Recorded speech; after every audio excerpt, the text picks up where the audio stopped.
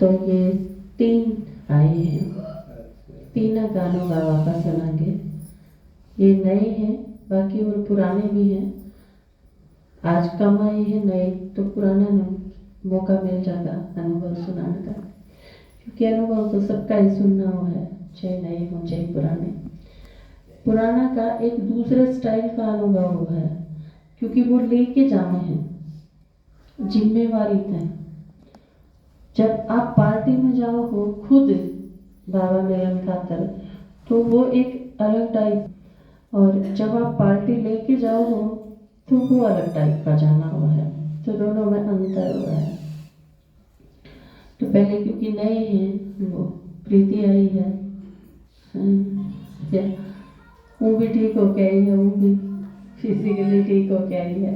आ जाओ। एक बात आप सीरियसली समझ लो कि हाल में किसी का फोन बजना नहीं चाहिए, यह आपकी पर्सनल जिम्मेवारी हो। जब आप हाल के अंदर आओ तो आप फोन स्विच ऑफ कर लो, फोन नहीं बजना चाहिए किसी का भी। आपने अगर नो लगा इमरजेंसी है तो आप वाइब्रेशन पर रखो अपना फोन में, ठीक है।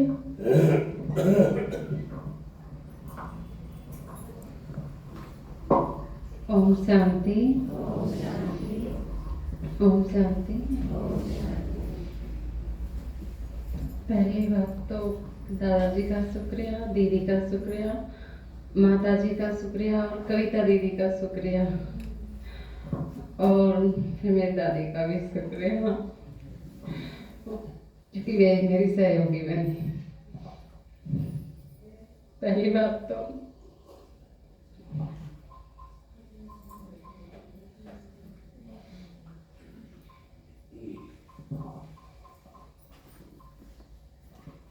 तो मुझे जाना मुश्किल लग रहा था, क्योंकि मेरी टिकट बनी नहीं रही थी। लेकिन फिर दीदी ने मेरी टिकट बनवाई। फिर टिकट बनने के बाद भी फिर माया आने लग गई, काफ़ी मुसीबतें आई। फिर मेरे युगल मुझसे कहने लगे कि तुझे मधुबन तो जाना है, चाहे तुझे मेरी लाश के ऊपर से जाना पड़े तो मधुबन तो जाके रहेगी। मैंने उनसे कुछ नहीं कहा। फिर मैं वेट कर रही थी कि कब मधुबन जाना हो, कब दीदी कहे कि आज मधुबन जाना है। तो बस मैं यही गीत गाती थी कि अब तो बाबा से मिलना है, मधुबन जाना है, यही गीत गाती थी। फिर मुझे पता चला कि नवंबर दिसंबर में मधुबन जाना है।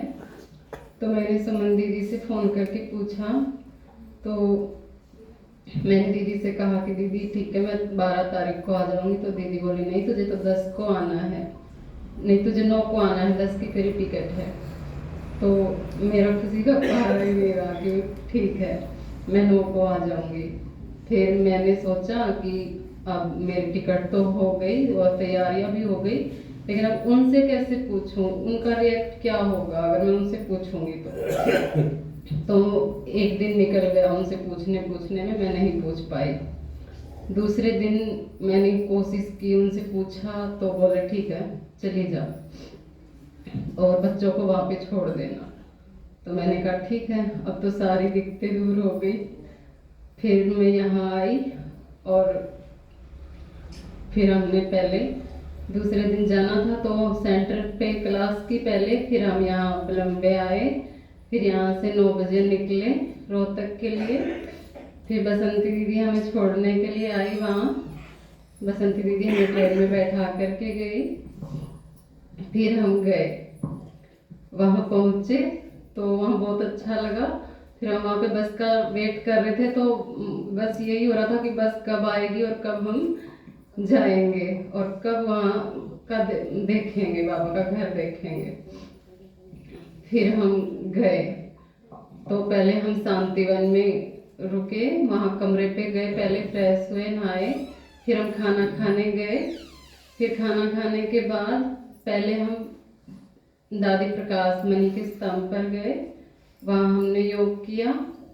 फिर हम बाबा के कमरे में गए और फिर हम दादी गुलजार के स्तंभ पर गए, वहाँ योग किया। फिर हम दादी जानकी दादी के स्तंभ पर गए, फिर वहाँ योग किया। फिर योग का टाइम हो गया था तो हमने फिर डायमंड हॉल में बैठ के योग किया। और भाई की क्लास भी चल रही थी, मुझे नाम नहीं पता कौन से भाई थे, हमने उनकी क्लास भी सुनी। फिर हम खाना खा के अपने कमरे पे आके सो गए। फिर दूसरे दिन 2 बजे उठे, 2 बजे उठ करके नहाए धोए, फिर हम डायमंड हॉल में योग के लिए चले गए। हमने मुरली क्लास की। फिर हम 6 बजे खाने की सेवा पे चले गए, रोटी बेलने की सेवा थी तो वहाँ चले गए। तो वहाँ से एक भाई ने उठा के मुझे पराठे वाले सेवा में भेज दिया। वहाँ पे मैंने पराठे की सेवा की, सेकने की। फिर वहाँ से हम 8 बजे हमारी छुट्टी हुई। फिर हमने खाना खाया। फिर हमारी 8:30 बजे की सेवा थी प्रेस की, तो हम अपने प्रेस की सेवा में चले गए। तो वहाँ भाई आए नहीं थे तो हम काफ़ी देर, झूला थी वहाँ पे, झूला पे बैठ बैठ के झूलते रहे और वीडियो बनाते रहे, गीत गाते रहे। उनका वह भाई 9 बजे आए। फिर हम 9 बजे हमारी सेवा शुरू हुई, 12:30 बजे तक हमारी सेवा थी। फिर 12:30 बजे हमने खाना खाया। फिर हम रूम पे हमने आराम किया। फिर 3 बजे की क्लास, वो सेवा थी हमारी, 3 से 5:30 की सेवा थी। फिर 3 से 5:30 हमने सेवा की। फिर भाई ने 4:15 बजे छोड़ दिया हमें। फिर हम चाय पी के हम फिर से डायमंड हॉल में चले गए योग के लिए। फिर हमने वहाँ योग किया। फिर हम वहाँ से योग करके, और दादी का नाम नहीं जानती मैं, उनकी क्लास की हमने। फिर हम खाना खा के फिर कमरे पे आ गए। तो ऐसे ही तब तक दीदी नहीं गए, तब तक ऐसे ही चलता रहा। फिर 14 तारीख को दीदी वहाँ पहुँचने वाली थी तो हम दीदी का वेट कर रहे थे। और उस दिन मेरे बच्चों का जन्मदिन था, लड़कियों का, और मैं उनका जन्मदिन भूल गई। जन्मदिन मुझे याद ही नहीं रहा। और मैं बस यही था कि हमें सेवा करनी है और आज दीदी आएंगी, दीदी से मिलना है। तो दीदी 5:15 बजे, मतलब थोड़ा जल्दी छूट गए थे उस दिन, थोड़ा काम था, तो दीदी हमसे वहीं पे मिलने के लिए चले गए। हमें बहुत अच्छा लगा, दीदी वहाँ हमसे मिलने के लिए आए। फिर वहाँ पे हमारी मीटिंग्स हुई। फिर हम रूम पे चले गए अपने। फिर हम शायद डायमंड हॉल में चले गए, थोड़ा याद नहीं है अच्छे से। फिर दूसरे दिन जैसे दीदी ने प्लान किया था तो दीदी ने 2 माताओं को सेवा पे भेज दिया और हम ऊपर घूमने के लिए गए। तो पहले हम ज्ञान सरोवर में गए। वहाँ पे हमने वृक्ष देखा, कलश वृक्ष देखा, उसमें नए पत्ते आए हुए थे और नीचे से वो सारा गला हुआ था। और वो ब्रह्मा कुमारियों की फोटो वगैरह थी, दादी थी, ब्रह्मा बाबा की थी, मम्मा की थी, और वो जो ज्ञान मोती चुगने वाला हंस वो देखा, और पाप का घड़ा देखा, और भी काफी कुछ देखा। और जो वहाँ खोपड़ी जिसमें आत्मा दिखाते हैं और वो अलग अलग अपना फेस बदलती हुई, वो भी देखा। फिर उसके बाद हम पांडव भवन गए। पांडव भवन में पहले हम वहाँ गए, खाना खाने गए। फिर खाना खाने के बाद हम पहले उसमें हिस्ट्री हॉल में गए। हिस्ट्री हॉल के बाद वो शांति स्तंभ में बैठ के हमने योग किया।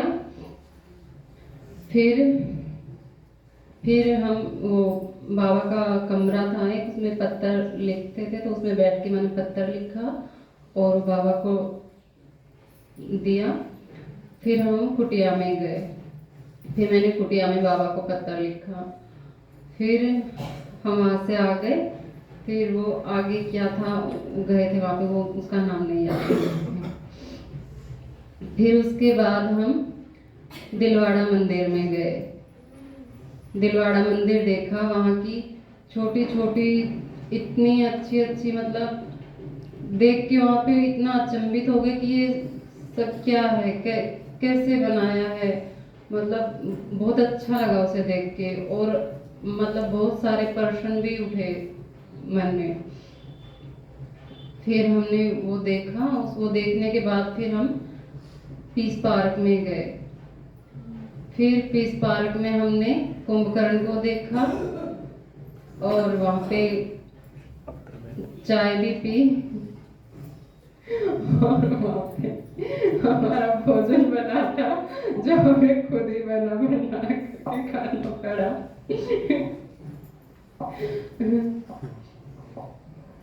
और फिर मुझे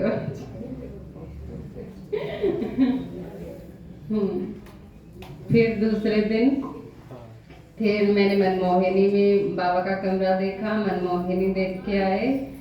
वहाँ पे छोटे छोटे मतलब कृष्ण था, कृष्ण की फोटो, और मतलब बहुत अच्छा सा था, वहाँ की फोटो भी लेके आए हम। तो वहाँ बहुत अच्छा लगा।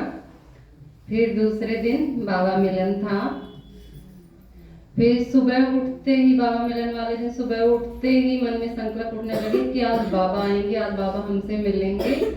और मतलब पूरा दिन मतलब वही संकल्प चल रहे थे कि आज बाबा आएंगे, आज बाबा हमसे मिलेंगे, मतलब कैसा लगेगा, कैसे बाबा आएंगे, ऐसा ही लग रहा था। फिर बाबा आए, तब पहले सूरज भाई की क्लास हुई, हमने सूरज भाई की क्लास बहुत अच्छी हुई। और फिर बाबा आए तो जैसे दृष्टि बस उन्हीं पे थी कि बाबा कैसे आएंगे, बाबा कैसे आते हैं, तो उन्हीं पे दृष्टि जैसी हुई थी कि जैसे बाबा आए, जैसे दादी में बाबा आए, वो झटका लगा दादी को। तो बस फिर तो उनका बाबा आ गए, बाबा हमसे मिलने आ गए, बहुत अच्छा लगा। फिर तो आंखों से जैसे आंसू रुक ही नहीं रहे थे।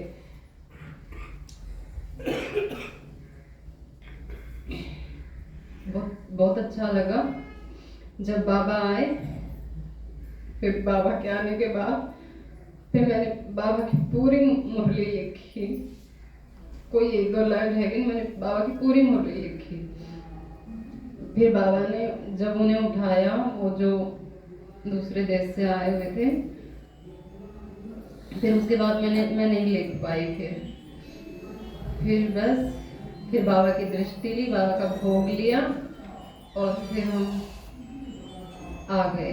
फिर दूसरे दिन दीदी को जाना था, तो पहले हमने दीदी को विदा किया, फिर हम मार्केट गए।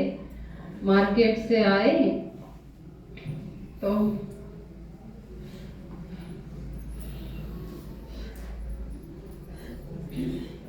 शाम को ही मेरी तबीयत खराब हो गई थी, उसी दिन ही।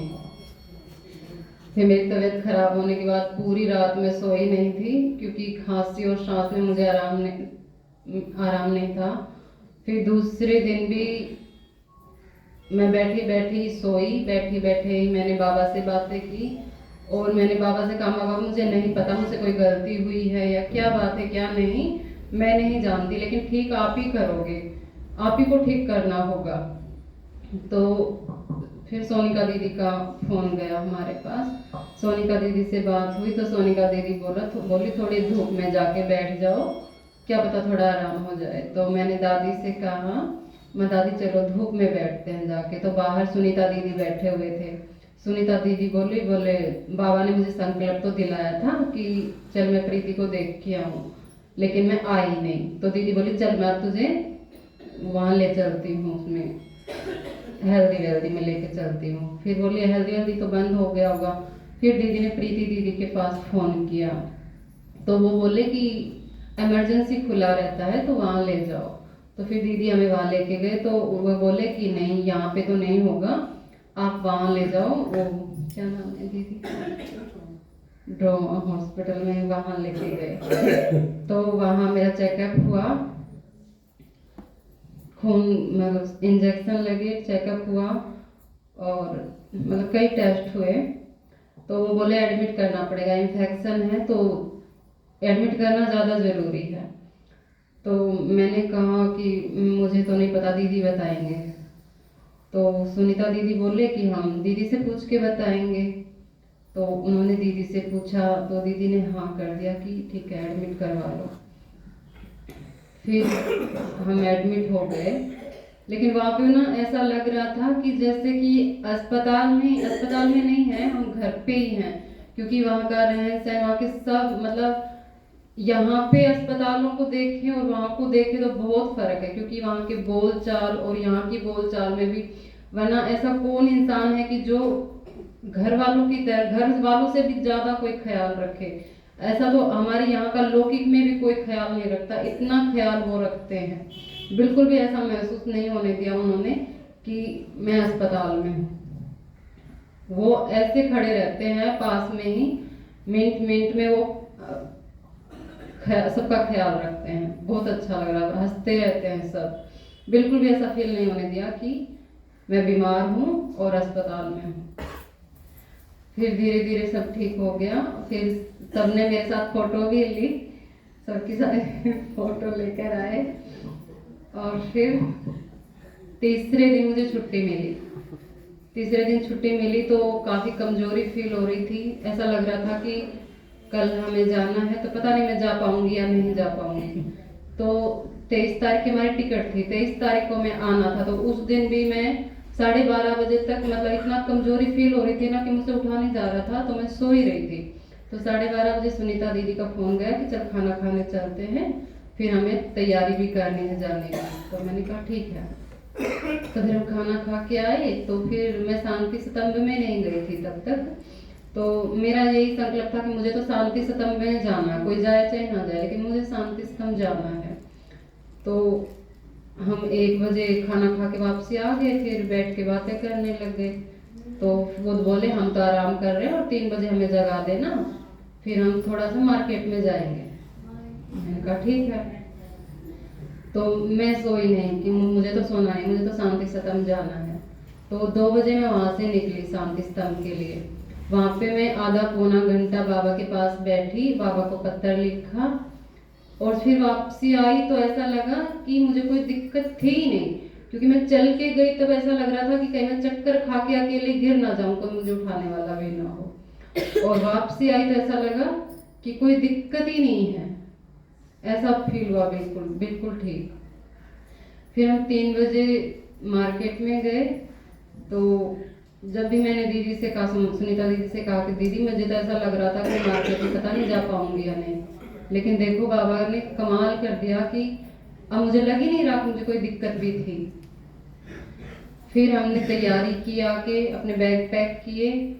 तो फिर 5 बजे खाना लेने के लिए दीदी और भाई खाना लेने चले गए और हम दादी गुलजार के स्तंभ पे 5-10 मिनट बैठ करके आए, योग करके आए।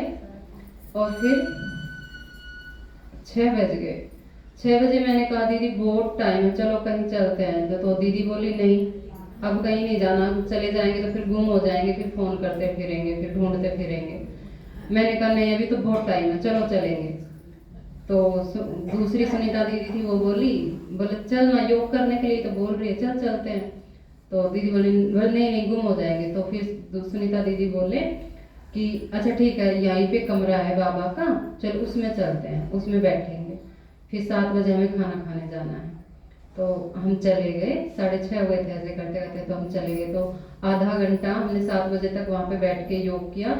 तो मतलब जो थोड़ी बहुत दिक्कत और थी मेरी, वो भी ठीक हो गई। बल्कि कमरे में बैठे बैठे ऐसा महसूस हो रहा था कि बाबा की शक्तियाँ मेरे सिर से ऐसे नीचे की ओर जा रही और मुझे बहुत काफ़ी सुकून फील हो रहा था। फिर 7 बजे हम खाना खा के आए, 7:45 हो गए थे। फिर हम वहाँ से निकले। फिर हम आबू रोड आए। आबू रोड हमारे 10 बजे की 10:30 बजे की ट्रेन थी। फिर हम यहाँ दूसरे दिन 8 बजे रेवाड़ी पहुँचे और फिर रेवाड़ी से भिवानी की ट्रेन पकड़ के फिर हम यहाँ आए। और यहाँ आने के बाद फिर सब शुरू हो गए कि तेरी क्या उम्र है, तो अपने बच्चों को संभाल। तो ऐसे छोटे छोटे बच्चों को छोड़ के चली गई। बस ऐसे कौन छोड़ के जाता है, तुझे बिल्कुल भी वो नहीं आया अपने बच्चों का। अब तुझे तेरे बच्चों की याद नहीं आई? हाँ क्यों याद है, जब बच्चे याद नहीं कर रहे थे तो मैं क्यों याद करूं। तो ऐसे बोले नहीं ऐसा थोड़ी होता है, माँ की ममता तो अलग ही होती है, ऐसे थोड़ी बच्चे छोड़े जाते हैं। मैं कहा ठीक है। फिर मैं ज़्यादा किसी से बोला नहीं। फिर मैं दूसरे दिन फिर से एक भाई, धर्म भाई बना रखे लौकिक में, तो उनके वहाँ गई तो रास्ते में फिर से मुझे पकड़ लिया कि ये तेरी उम्र थोड़ी है, बच्चों को संभाल ले, ये उम्र नहीं है तेरी। भले बच्चे तो ऐसे डोल रहे हैं, मगर डोलने में कहाँ डोल रहे हैं, क्या कि मैं गिर के नहीं थी कहीं, मम्मी पापा के पास ही तो थे। तो बोला ठीक है देख ले, तूने घर संभालना को नहीं दिख। फिर चलो कल की भी कोई बात नहीं। फिर कल भी दादी ने भी टोका मुझे 2 बार कि तू बेटा चली जा, तू रविवार नहीं। मैं क्यों चली जाऊँ रविवार को, मैं जिस काम के लिए डटी हूँ मैं वो काम करके जाऊंगी, क्यों जाऊँ मैं रविवार को, मैं सोमवार को जाऊंगी, नहीं जाऊंगी मैं तो मैंने माँ को भी फिर चुप कर दिया। मैं तो माँ खुद 2 बार में माया बन के, और तो माया बन के आए ही, माँ भी माया बन के आई। फिर बोल बेटा मैं क्या करूं, मैं तो देख रही हूँ कि सब तेरे ऊपर घिरे हुए। कोई बात नहीं, वो तो माया है, बाबा कहते हैं ना माया तो आएगी, तो ठीक है कोई बात नहीं। फिर अब चलते टाइम मैं साड़ी बांध रही थी तो पापा बोले कहाँ जा रही है, कहाँ के लिए तैयार हो रही है। तो मैंने कुछ नहीं कहा, मैं हंस पड़ी। बोले तना तो कि मैंने कि सोच रखी है। फिर मम्मी भी शुरू हो गई, पापा भी शुरू हो गए, दोनों शुरू हो गए कि इसने बिघन करवा रखा है, इसने उठे भी बिघन करवा रखा है, उरे भी करवा रखा है, या इसने घर को नहीं दिखा, इसने ना बालक पालने दिखे, इसने किम्मे को नहीं दिखता, इसने बस बाबा बाबा दिखा है। फिर पापा बोले बस ठीक से तो ओम शांति चाल की, वो ठीक से कोई बात को नहीं, या तेरी उम्र को नहीं ओम शांति चालन की, ये भी तो ओम शांति जान जोगी करी।